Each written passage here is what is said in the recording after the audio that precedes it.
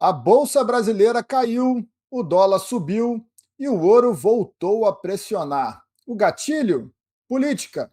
O Brasil já entrou no modo eleição. Bom, tivemos aí um forte Black Swan no começo de dezembro, né? Podemos dizer assim, um forte cisne negro numa sexta-feira à tarde, quando o Flávio Bolsonaro confirmou que será candidato em 2026, apoiado por Jair Bolsonaro.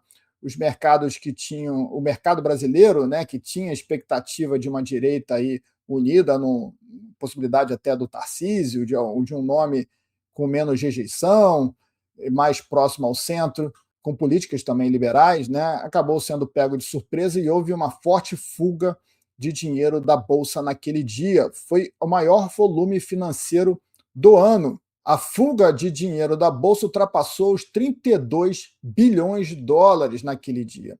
A Bolsa tinha feito o topo histórico em 165 mil pontos e recuou, fechando com forte queda de 4,31. Né? No começo dessa semana chegou a perder a mínima da semana passada, mas agora tem essa especulação, né? A gente vai ficar focado mais no mercado e não na especulação política. Mas existe essa especulação de que o Flávio Bolsonaro pode desistir da candidatura se vier uma anistia ou vier um acordo. Então, isso ainda fica em suspense, que pode acalmar, de repente, essa queda do mercado no curto prazo. Isso me fez até mudar a minha posição do mercado brasileiro, como eu alertei aqui na comunidade, né? Eu estava bull total aí para a Bolsa Brasileira, tinha voltado para o mercado há algum tempo, estava com um lucro bem interessante na minha carteira, e quando veio este movimento, eu esperei para ver o que iria acontecer, o volume financeiro já me chamou o alerta neste movimento, e resolvi diminuir a minha exposição, mantive ainda algumas ações no mercado brasileiro, mas resolvi diminuir a minha exposição. E explico por que eu diminuí a minha exposição nesse momento, principalmente com a forte alta dos ativos defensivos como o ouro. O ouro voltou a subir forte em real, o grama chegou a R$ 743, né? O topo histórico foi feito em outubro, 15 de outubro, está em 751, 752. O ouro chegou a R$ 8 do recorde com este movimento, né? Então, a desvalorização da bolsa em ouro ela fica ainda maior, né? A bolsa cai e o ouro sobe. Já era uma performance negativa esse ano, eu vinha cobrindo aqui para você que a bolsa está no topo histórico nominalmente, numeralmente, mas em dólar e também em ouro, principalmente, a bolsa ainda está em queda, está perdendo esse ano, o ouro subiu muito mais do que a bolsa, e aí essa discrepância me fez acender o alerta. E também a volta do dólar, né? O dólar voltou a subir, mesmo com a incerteza lá fora. O dólar chegou a 5,50 quando eu estou gravando aqui, mesmo com o corte de juros nos Estados Unidos, com esse enfraquecimento do dólar depois do FONC, né? O mercado aí com a expectativa de uma inflação mais alta, o Fed anunciando de novo quantitative easing, né? Camuflado, disfarçado, né, imprimindo moeda de novo, que tende a enfraquecer ainda mais o dólar continua sustentando aí perto de 5,50 quando eu estou gravando aqui. Poderia estar mais alto se não fosse pelo Fed, tá? Poderia estar bem mais alto.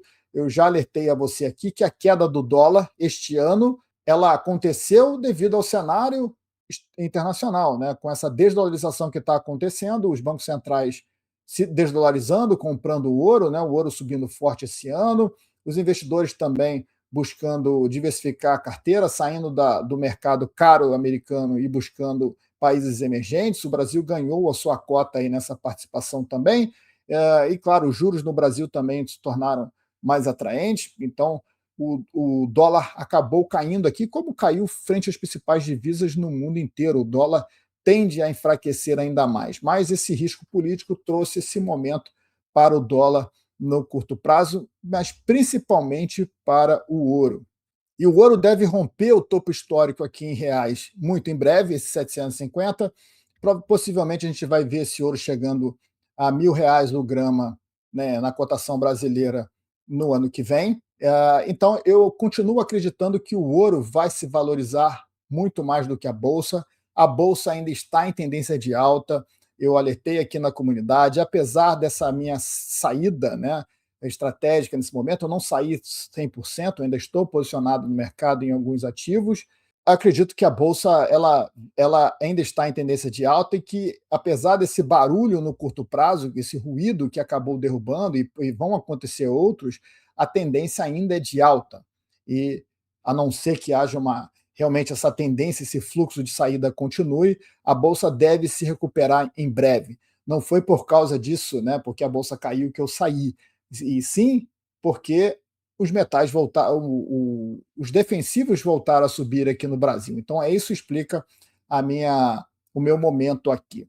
Só que aí a gente chega em dezembro com o juro, a Selic, permanecendo aí nessa última reunião do Banco Central aqui inalterados, 15%, o mercado com essa expectativa enorme de um corte de juros no ano que vem. A inflação em novembro veio até mais leve do que o esperado, saiu hoje, quando eu estou gravando aqui, veio zero, o IPCA saiu a 0,18%.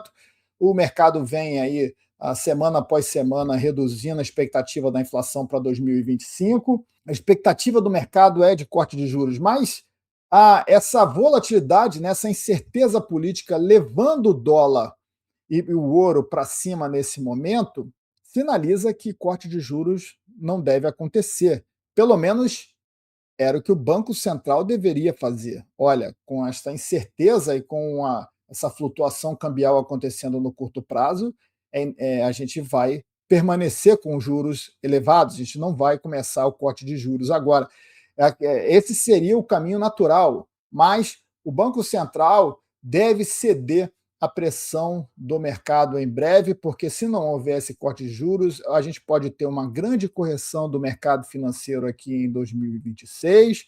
Essa correção pode impactar no governo Lula, a situação fiscal do Brasil também está extremamente delicada para o ano que vem, e acho que o Banco Central, pelo menos eu acho, eu não tenho a certeza, vai cortar juros para agradar o mercado e para tentar ajudar o governo, né?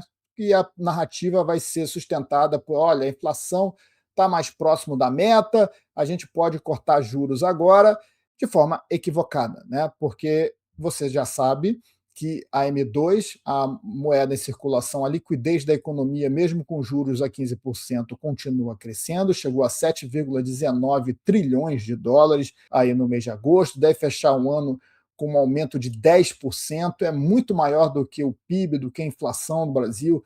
Então, esse aumento da base monetária do Brasil mostra que a inflação está caminhando no lado contrário. A intenção da alta de juros é reduzir, é frear essa liquidez no curto prazo, mas a alta de juros sozinha não vai resolver se o governo não fecha as contas, se o governo não está também trazendo uma política de redução de gastos. Se o governo continua no déficit, continua gastando, né, e passando essa sinalização de que não vai haver controle, com o arcabouço fiscal, que é uma forma de controlar extremamente frouxa, que permite esse déficit, né, e que deve estourar ainda mais no ano eleitoral, com o governo tentando medidas populistas para gastar ainda mais, para aumentar a sua base de voto, a questão ela vai, como eu já alertei aqui, ela vai piorar bastante aí, infelizmente, para 2027, vai ter que prestar essas contas depois. A inflação vai voltar forte e se o Banco Central fizer esse movimento político para agradar o mercado, para agradar o governo, vai piorar ainda mais o movimento. Né? Vai piorar ainda mais. Não, mas aí é uma sinuca de bico também. Né? Não estou dizendo que a coisa fica melhor se os juros ficar 15%. É óbvio que com o governo se endividando e rombo atrás de rombo, os juros dessa dívida, desse rombo, vai ficar cada vez maior e pode levar o Brasil para uma situação insustentável. Né? Então, esse é um risco também enorme, deixar os juros elevados por muito tempo. Então, é preciso passar uma sinalização, o governo precisa, e não vai acontecer, passar uma sinalização de austeridade, de compromisso fiscal. No ano eleitoral, esquece. E principalmente agora que o Flávio Bolsonaro está na corrida, né? Vamos ter ainda mais, de novo, essa polaridade de novo acontecendo, o populismo de novo ainda pode ter ainda maior, mesmo com a direita dividida no primeiro turno, né? Se houver outros candidatos de direita, a possibilidade dessa união no segundo turno ela acaba afetando o PT, né? Então, o risco também, imagina se no pior das previsões, eu não acredito que o Lula vai crescer em popularidade, a popularidade dele tende a implodir, porque a economia vai estar cada vez pior, né? A gente está vendo aí que a produtividade do Brasil está caindo, o PIB está caindo, com o dólar subindo, a sinalização ainda é pior. Então, esse governo vai se desfacelar, no que vem a situação econômica vai chegar na urna, e um outro candidato tem muita chance de vencer. Então, com a máquina na mão e desesperado, principalmente se essa popularidade dele estiver caindo no ano que vem, os gastos vão ficar ainda maior e depois a gente vê o que acontece. A volatilidade no mercado, essa incerteza realmente pode valorizar ainda mais o dólar no Brasil, o ouro. Então, a Bolsa Brasileira continua sendo um bom investimento, ela tende a continuar subindo, mas o ganho real dela medido em ouro não é legal. Isso que me afasta do mercado agora, não 100%, mas que chama a atenção. E mesmo que a bolsa continue subindo com a tendência de alta, eu adoto a cautela e recomendo que você aqui na Liga Lion também tenha bastante cautela com o mercado. O Brasil já começou a votar com o dinheiro antes de votar com o título. Se você quer acompanhar essa leitura em tempo real, com alertas, áudios diários e análises antes do mercado, o link para fazer a sua assinatura para a Liga Lion está na descrição desse vídeo. Que bom que você chegou até aqui. Gostou do conteúdo? Então clica no curtir, se inscreve no canal e compartilha esse conteúdo. É importante que mais pessoas tenham acesso a ele. Até a próxima. Tchau.